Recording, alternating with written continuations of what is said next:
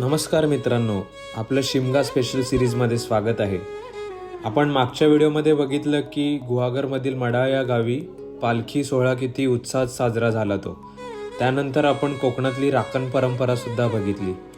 आता आपण पुढे संकासूर आणि त्याच्याविषयी माहिती घेणार आहोत आणि त्यांचे खेळ पाहणार आहोत.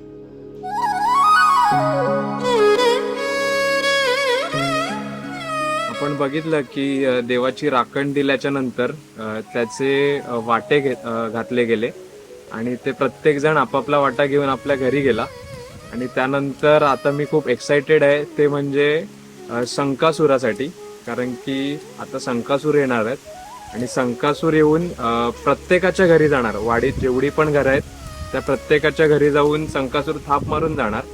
आणि इथे असं सांगितलं जातं की जोपर्यंत संकासूर आपल्या प्रत्येकाच्या घरी येऊन थाप मारून जात नाही तोपर्यंत जे मंदिरातले देव, म्हणजे जो पालखी उत्सव दुसऱ्या दिवशी होणार आहे, उद्याच्या दिवशी जो संकासूर आहे तो आपल्या प्रत्येकाच्या घरी येऊन गेल्याच्या नंतर तो पुन्हा मंदिरात जात नाही तोपर्यंत ते देव आपल्या भेटीसाठी घरी येणार नाहीत. त्याच्यामुळे संकासूर प्रत्येकाच्या घरी जाणार आणि ह्याला बराच असा वेळ जाणार आहे. तर आपण बघूया की तो संकासूर येऊन कशा प्रकारे आपल्याला तो पाहायला मिळतोय आणि तो उत्साह काय होतोय तो.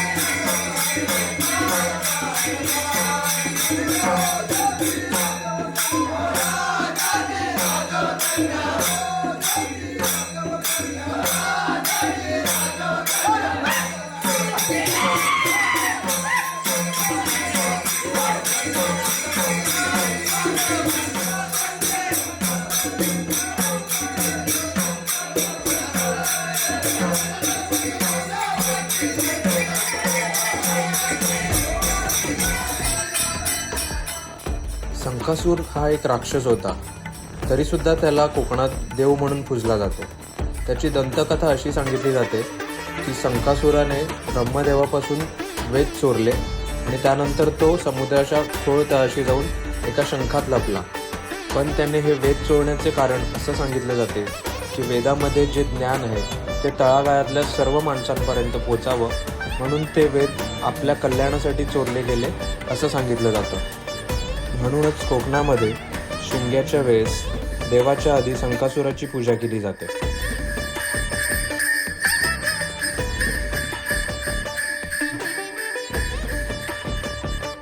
संकासूर जेव्हा घरी येतो तेव्हा त्याची आरती ओवाळली जाते. त्यासोबतच त्याच्या झोळीत स्वइच्छेने धान्य किंवा शिदा देण्याची प्रथा आहे.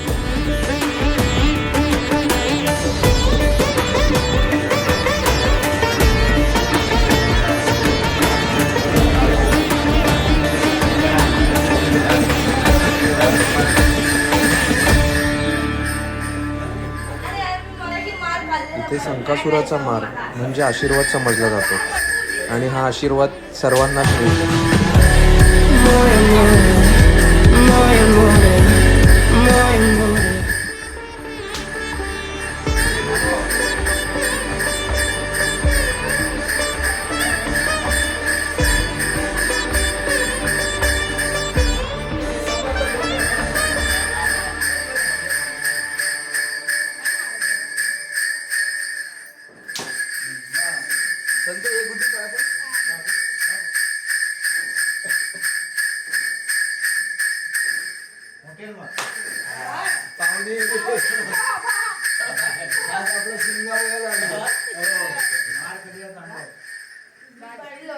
भाची भाची म्हणजे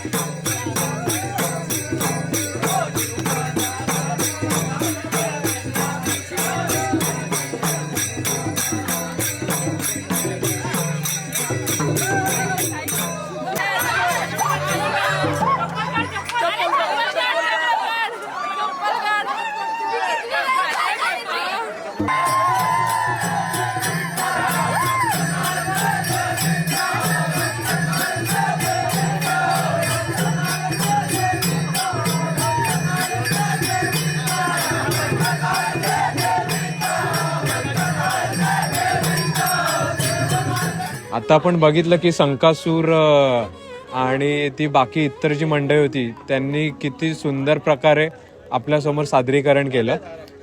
तर आता आपल्यासोबत भावा तुझं पहिल्यांदा मला नाव सांग. माझे नाव श्रेयस दिलीप नेतोरे. श्रेयस दिलीप नेतोरे. आणि मी आज ऐकलं की तू पहिल्यांदाच संकासूरची भूमिका केलीस, तर कसं वाटतंय तुला? मला खूप छान वाटतंय. याच्या अगोदर मी बाहेरगावी आमची जाते एक संकासुराची फेरी, अच्छा तेव्हा मी केलं होतं नमन. अच्छा. तर तुमच्या इकडे येताना मी एकदा पण नव्हतं केलं. माझी अशी इच्छा होती की मला पुढच्या वर्षी यायला जमणार नाही, 10वी आहे माझी. अच्छा. या वर्षी म्हटलं मी संकासूर बनतो, माझी इच्छा होती खूप, हा म्हणून मी बनलो. आणि संकासूर बनल्यावर आपल्या अंगात एक जल्लोष वेगळाच निर्माण होतो. हा त्यामुळे मला असं वाटलं या वर्षी संकासूर बनतोच मी. अच्छा. मला नाचायचंच होतं, हा. म्हणून मी बनलो. तर मी आणि बघितलं की हा जो मुखवटा घातल्याच्या नंतर ह्याच्यात फक्त तुमचे डोळेच दिसतात आम्हाला. तर बाकी मग तुम्ही श्वास वगैरे घेताना त्रास होतो की? कारण की आम्हाला बघायला ते खूप चांगलं वाटतं, पण त्याच्या आतमध्ये तुमची काय अवस्था असते हे माहिती पडत नाही. श्वास घेण्यासारखं असं काही नाही. श्वास इथं डोळ्यांच्या ह्याच्यातून, हा. पण देवाचं आहे त्याच्यात काय वाटत नाही एवढं श्वास घेणं एवढं. अच्छा. म्हणजे श्वास पटकन येतो लगेच. हा. चांगलं आणि देवाचं आहे त्यामुळे काय एवढा त्रास होत नाही आम्हाला. अच्छा. आणि मी आता बघितलं की तुम्ही अनवाणी पायीच म्हणजे सगळीकडे फिरतात आणि धावतात वगैरे, तर ती काय इजा वगैरे जाणवते? देवाचं असल्यामुळे असं काय होत नाही, कारण का देव हा चप्पल घालून कधीच चालत चालत नाही. आणि आमच्या अंगात जर हे मुखवटाने घातला हा. तर वेगळीच शक्ती निर्माण होते. शक्ती निर्माण होते, त्यामुळे आम्हाला खालती काय आहे ते दिसत पण नाही आणि आम्हाला लागत पण नाही. खरंच खूप सुंदर. मला काय बोलतात की आता तुझ्याशी बोलताना सुद्धा माझ्या अंगावर अक्षरशः शहारे उभे राहत आहेत. आणि माझी खूप इच्छा होती की मी कोकणात येऊन संकासूर काय आहे आणि इथला शिमगा काय आहे हा बघायची खूप इच्छा होती. आणि ती मी सुद्धा बघितली आणि आता आपले प्रेक्षक सुद्धा बघतात आहे. तर एक जर का शेवटचा संदेश जर का आपल्या प्रेक्षकांना द्यायचा असेल तर काय देणार? असं काही देण्यासारखं नाहीच आहे, कारण का देण्याऐवजी बघितलं तर ते सर्वात चांगलं होईल. म्हणजे बघितलं म्हणजे त्यांना असं म्हणायचं की म्हणजे ते तुम्ही जेव्हा अनुभवणार ना तेव्हाच ते तुम्हाला सुख मिळणार. आणि खरंच की हा सोहळा कोकणातला शिमगा हा खरंच खूप सुंदर बघण्यासारखा आहे. मी सुद्धा गेले 2-3 दिवस गुहागर मधील मढा या गावी आहे आणि इथले जे गावकरी आहेत ते पण खरंच खूप मजेशीर आहेत आणि खूप सपोर्टिव्ह आहेत. मला अजिबात वाटलं नाही की मी वसईवरून इथे पाहुणा किंवा परका म्हणून आलोय. सगळ्यांनी अगदी म्हणजे आमची वर्षानुवर्षाची ओळख असेल असं सगळ्यांनी ट्रीट केलं. त्याबद्दल ह्या सगळ्यांचेच खूप खूप आभार. आणि आता जे आपल्या समोर जे 3 संकासुरांनी त्यांचं जे काही सादरीकरण केलं ते खरंच उत्तम होतं. आणि तुमचे सुद्धा खूप खूप आभार की तुम्ही जी परंपरा आहे ती जपतात आहे आणि इतर लोकांसमोर सुद्धा तुम्ही नेतात आहे. त्यासाठी तुमचे खूप खूप आभार. आणि तुमच्या पुढच्या वाटचालीसाठी माझ्याकडून आणि आमच्या युट्यूबच्या पूर्ण परिवाराकडून खूप खूप शुभेच्छा. धन्यवाद. आपल्यासोबत दुसरे सुद्धा संकासुराची भूमिका केलेले आहेत. तर पहिल्यांदा मला भावा तुझं नाव सांग. माझे नाव सागर सोलकर आहे. सागर सोलकर. आणि तू राहायला कुठे आहेस? सोलकरवाडी. सोलकरवाडी म्हणजे मडाळमध्येच आहे ती. तर तू कधीपासून ही भूमिका साकारतोय? मी लहानपणापासून. लहानपणापासून म्हणजे लहानपणापासून आवड आहे. हो. तर कसं वाटतं तुला भूमिका साकारताना? नाही म्हणजे कसे आता परंपरा जपली पाहिजे ना कोणी ना कोणी. त्यामुळे आता लहानपणापासून सवय झाल्यामुळे त्यामुळे आता घालायची आवड आहे ती म्हणजे तुम्ही बघू शकता की वयाने अगदी लहान आहे पण जी परंपरा जपण्याची जी तळमळ आहे ती तुम्ही पाहू शकता की. आणि खरंच तुझं खूप खूप कौतुक माझ्याकडून आणि आपल्या सर्व टीम कडून सुद्धा की तुला म्हणजे काय बोलतात की कमी वयात जी परंपरा जपायची जी इच्छा आहे ती खूप आहे. आणि खरंच आपल्या पुढच्या पिढीपर्यंत हा सगळा जो म्हणजे आपल्या पूर्वजांनी दिलेला ठेवा आहे हा खरंच पोचायला पाहिजे. तर त्यासाठी तुझे खूप खूप अभिनंदन. अशीच तुम्ही आपली परंपरा जपत चला आणि इतरांना सुद्धा दाखवा. आपल्यासोबत काका सुद्धा आहेत, आपण काकांशी सुद्धा बोलूया. काका तुमचं नाव काय? बाबू कामणकर. बाबू कामणकर. आणि तुमचं वय? 86 वय. पण तुम्ही आता तुमचं 86 वय तर त्या मानाने तुमचा अनुभव म्हणजे खूप असणार आहे. तर तुम्ही तुमच्या लहानपणापासून तर आतापर्यंत काय बदल झालाय आणि काय बदलायला नाही पाहिजे असं तुम्हाला वाटतंय? असं पाहायला गेलं तर जो काळ येतो दिवस येतो सगळं बदलतच आहे आणि बदलत जात. तर पारंपरिकत आहे त्याच्यामध्ये आता पण खूपसा फरक पडलेला आहे. जसा दिवस जातो जसं वर्षे जात आहे सगळं दुनिया अशी बदलत जाते. त्या कार्यक्रमात पण आम्हाला फरक पडावा लागतो. कोकणात संकासूर म्हणजे देव म्हणूनच पूजला जातो. तर ही परंपरा खूप काळापासून चालत आली आहे आणि ती खरंच सांभाळायला पाहिजे. आणि ही सगळी आपल्यासोबत जी मंडळी आणि जी गावकरी आहेत ते ती परंपरा जपतात आहे. आणि मला खरंच खूप सुंदर वाटलं, खूप मजा आली. आणि अजून सुद्धा यांचा शिमगा काही संपलेला नाहीये. ह्यांचे अजून सुद्धा काय काय कार्यक्रम आहेत. तर आज आपण हा जो सर्व कार्यक्रम बघितला तो एका दादांकडे नवस होता, त्यांनी नवस केला होता. त्यांचा नवस तो पूर्ण झाला, त्यांची जी काही इच्छा. म्हणून त्या नवसाची पूर्तता म्हणून त्यांनी हा सगळा सोहळा आपल्या दारात मांडला. तर इथे हा फक्त देव म्हणून पूजला जात नाहीये तर खरंच तो जपला सुद्धा जातोय. आणि त्यासाठी ना ह्या सर्व गावकऱ्यांचे आणि सर्व कोकणवासियांचे खूप खूप आभार. तुम्ही ही परंपरा अशीच पुढे चालत ठेवावी. श्री स्वामी समर्थ. शंकासुराच्या रूपात आपण जो शंकासूर पूजतोय त्यांनी तुम्हाला ही ऊर्जा नेहमी देत राहावी. आणि सर्व कोकणवासियांना एकच इच्छा असेल, मी राहतो वसईमध्ये म्हणजे मुंबईच्या उपनगरात, तर आमच्या इथे ना सगळीकडे बाहेरच्या लोकांना जागा जमिनी विकून त्यांनी पूर्ण निसर्गाचा ऱ्हास केलेला आहे. तर तुम्हा सर्वांना एकच विनंती असेल का तो तुम्ही ना निसर्ग जपा. बाहेरच्यांना जमिनी देऊ नका. थोड्या पैशासाठी तुम्ही आपली आई विकतात आहेत तर प्लीज कृपया करून असं काहीच करू नका. तो निसर्ग खूप सुंदर आहे आणि आपण या निसर्गाचे आणि ह्या सृष्टीचे काहीतरी देणं लागतो, तर ते देणं आपण नेहमीच देत चला, कारण की त्या सृष्टीने आपल्याला भरभरून दिलेलं आहे. तर आपण सुद्धा ते काय बोलतात की देणाऱ्याच्या भूमिकेत आपली एकच त्या सृष्टीकडून मागणं असेल की हा निसर्ग आहे तो व्यवस्थित जपायला पाहिजे. आणि आपल्या परंपरा सुद्धा आपल्याला हेच सांगतात आहे. तर खूप खूप धन्यवाद तुमचे सर्वांचे आणि खूप खूप आभार की तुम्ही हे सर्व करतात आहे. धन्यवाद. आपण बघितलं की संकासूर आणि संकासुराचे खेळ किती सुंदर प्रकारे साजरे झाले ते. मित्रांनो, अशाच नवनवीन व्हिडिओसाठी आपलं चॅनल सबस्क्राईब करायला विसरू नका. पुढच्या व्हिडिओमध्ये आपण पाहणार आहोत की मंदिरातले देव जेव्हा आपल्या भेटीला येतात तेव्हा तो सोहळा किती सुंदर प्रकारे साजरा होतो ते.